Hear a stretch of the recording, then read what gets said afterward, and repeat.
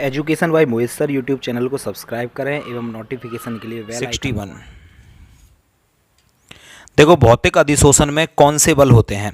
तो भौतिक अधिशोषण में दुर्बल प्रकृति के वांडरवाल बल पाए जाते हैं। दुर्बल प्रकृति के वांडरवाल बल भौतिक अधिशोषण में होते हैं।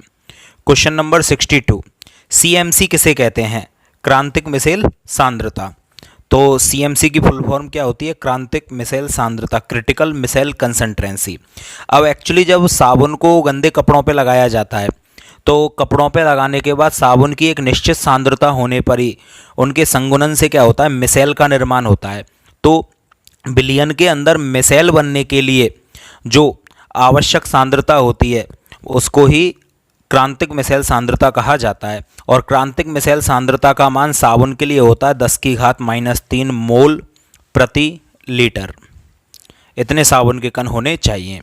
क्वेश्चन नंबर 63, टिंडल प्रभाव किसे कहते हैं? बहुत मोस्ट इंपॉर्टेंट क्वेश्चन है टिंडल प्रभाव।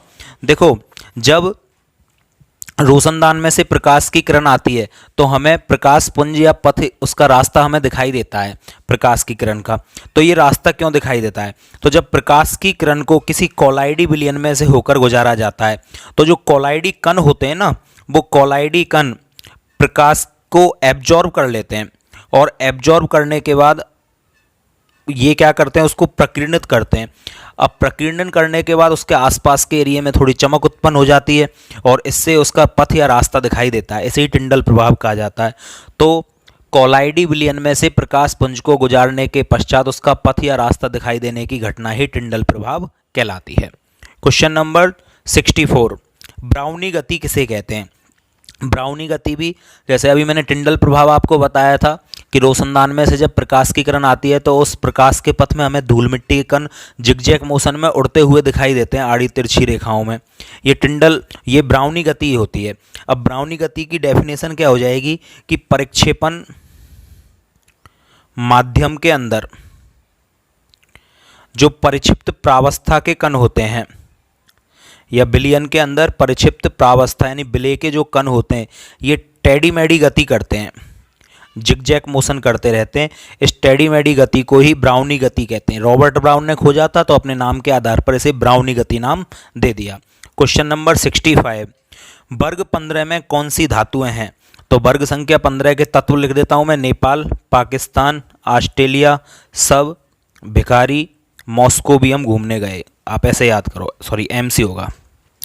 तो नेपाल और पाकिस्तान यानी नाइट्रोजन और फास्फोरस ये तो आपकी हो जाएंगी अधातुएं। आर्सेनिक और एसबी ये आपके हो जाएंगी उपधातुएं और बिस्मिथ और मॉस्कोवियम ये आपकी क्या हो जाएंगी? धातु। अब वो हमसे धातु पूछ रहा है तो ये दोनों एलिमेंट क्या हो जाएंगे? धातु। 66, ब्रंजक किसे कहते हैं? ब्रंजक, ब्रंजक का मतलब होता है रंग उड़ाना। ब्रंजन भी बोलते हैं, रंग उड़ाना यानी कि रंगहीन करना। तो जब रंगीन पदार्थ जो होते हैं उनका ऑक्सीकरण करवा दिया जाता है नवजात ऑक्सीजन की उपस्थिति में तो वो रंगहीन हो जाते हैं। इस प्रक्रिया को क्या बोला जाता है? ब्रंजन। तो जैसे ब्रंजक चूर्ण हो गया आपका, ये ब्रंजन का काम करता है। ब्लीचिंग पाउडर जिसे अपन बोलते हैं, तो ये ब्रंजक चूर्ण होता है, ब्रंजन का काम करता है।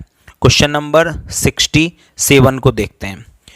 क्लोरीन के विषैले पदार्थों के सूत्र लिखो। तो क्लोरीन विषैले पदार्थ, 3 विषैले पदार्थ मेनली क्लोरीन के द्वारा बनाए जाते हैं।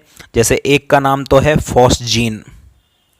फॉस्जीन का फॉर्मूला होता है COCl2, कार्बोनिल क्लोराइड भी बोलते हैं इसे। दूसरा होता है इसका अश्रु गैस,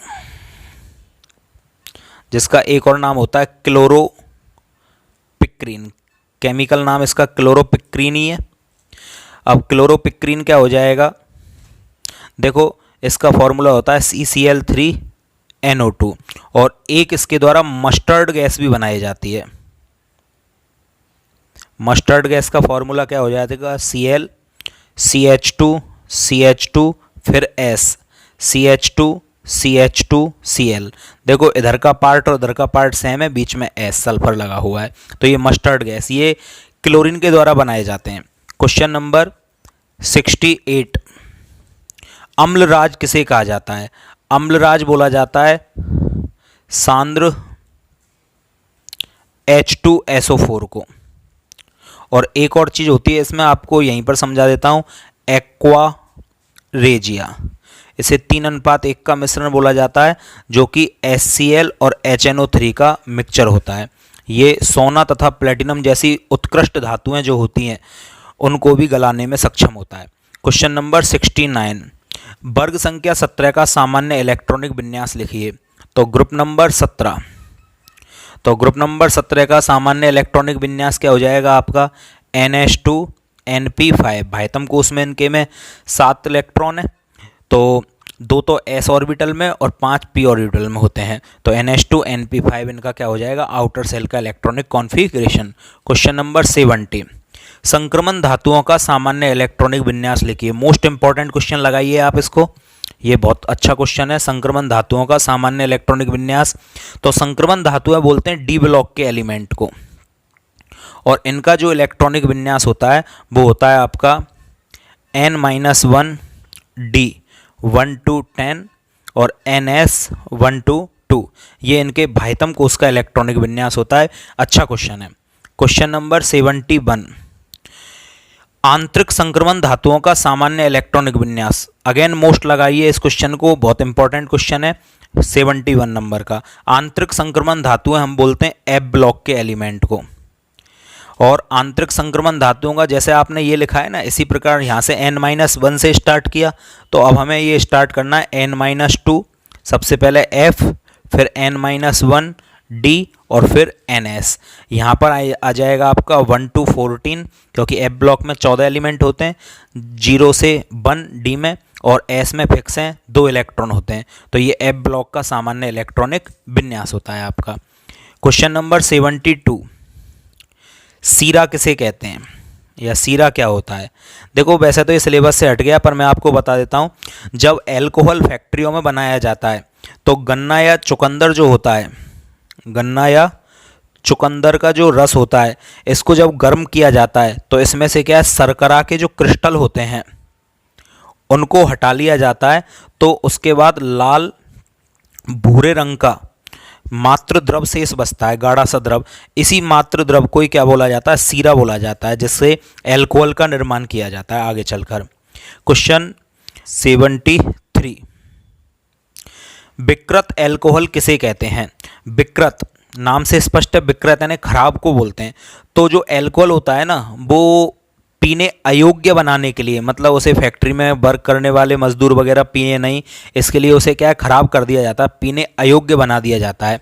तो एल्कोहल को पीने अयोग्य बनाने के लिए उसमें क्या किया जाता है, मेथेनॉल, जहरीली शराब या दुर्गंध युक्त पिरीडीन मिला दिया जाता है, जिससे जो एल्कोहल होता है ना वो पीने योग्य नहीं रहता है, एथेनॉल, और इसी को ही विकृत एल्कोहल के नाम से अपन जानते हैं।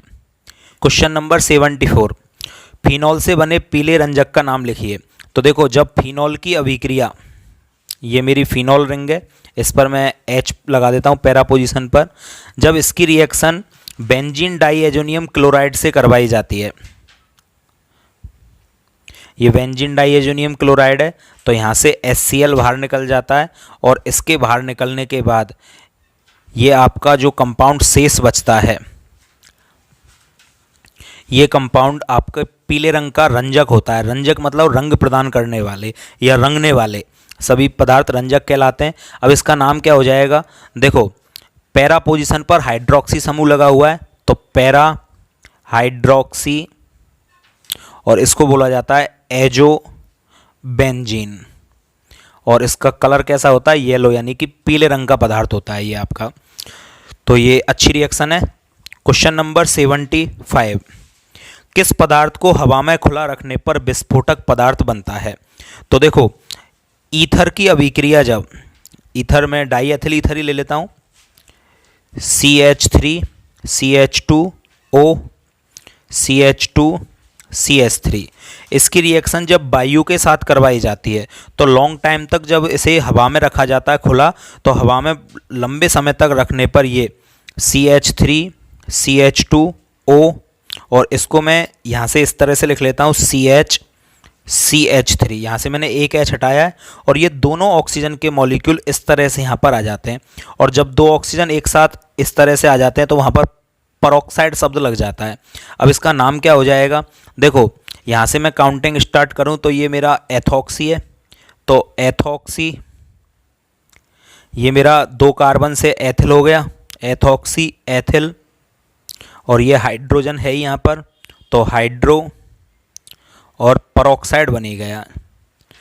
तो ethyl, ethoxy ethyl hydro peroxide का फॉर्मेशन होता है और इसकी प्रकृति जो होती है ना वो विस्फोटक होती है, ये विस्फोटक प्रकृति का होता है। तो क्वेश्चन नंबर 75 तक हमने सॉल्व कर लिया है। नेक्स्ट क्लास में हम इसको कंप्लीट सॉल्व कर लेंगे और फिर पार्ट बी पर आ जाएंगे। यहाँ से आप इन वीडियोज़ को ज़्यादा से ज़्यादा शेयर कीजिए जिससे अधिक से अधिक बच्चों तक ये वीडियो पहुँच सके।